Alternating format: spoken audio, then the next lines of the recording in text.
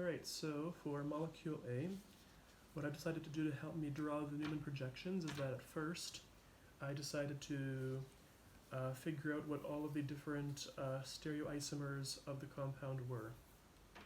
So at first I made Fisher projections of one of the Fisher projections of molecule A.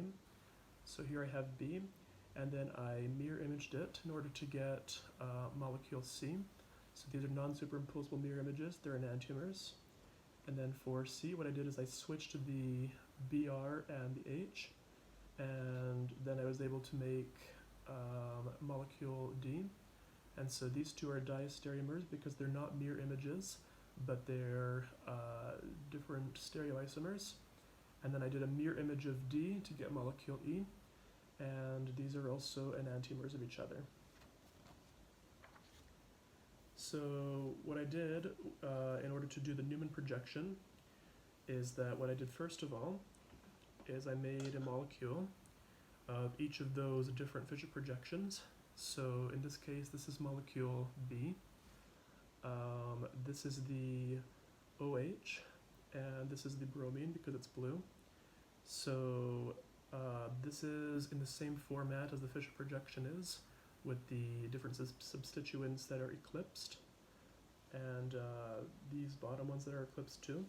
So when you look at this Newman projection, that is for molecule B, which is the same as the model I just showed you, and they're eclipsed. So I had to turn the ones behind the Newman, the substituents behind the Newman, those groups, I had to turn them so that I could have my highest priority groups, the bromine and the OH, so that they would be anti. And so I can show that also with that same molecular model. And if I turn the, well, in your case it's the front, but in my case it's the back, so I'll just do that. I turn it 180 degrees, so as you can see now, the bromine is anti to the OH group, and we can see that also in my Newman projection, which I've circled right here,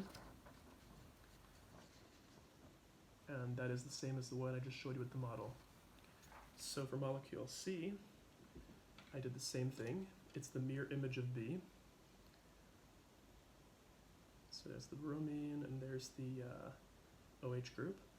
And similarly, I had to turn it so that my main groups would be anti. Right, so there you have it. There's the bromine anti to the OH group. And it's the same thing as shown in molecule C right here. Alright, so molecule C, it is optically active. It will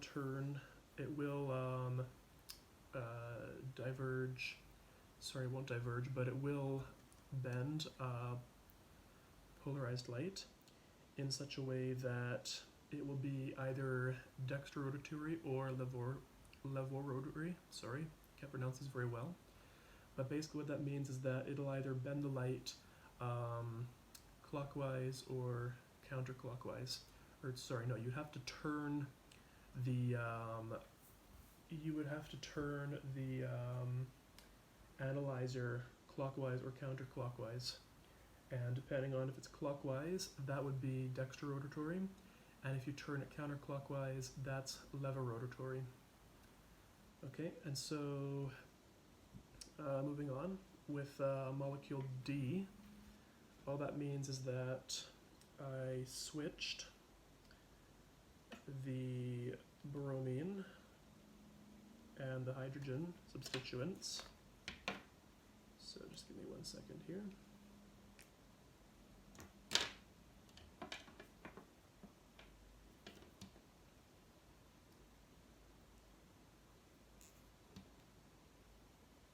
Just to turn these properly for a second.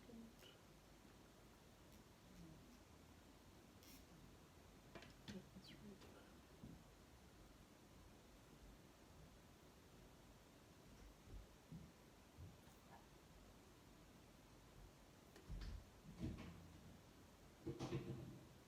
Alright, so there's my two mirror images. Oh, sorry.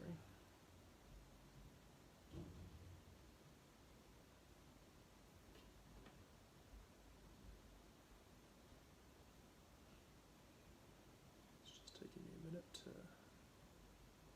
There we go. Okay, so these are my two mirror images. So this is molecule D, and this is molecule E. So again, with the fissure that I showed you earlier, it's in the same format, and so is this one. And I did the same thing, I turned them so that I would get the Newmans that are here. So this one is for molecule D, and then this one is for molecule E. And so the sawhorse representation of C would look something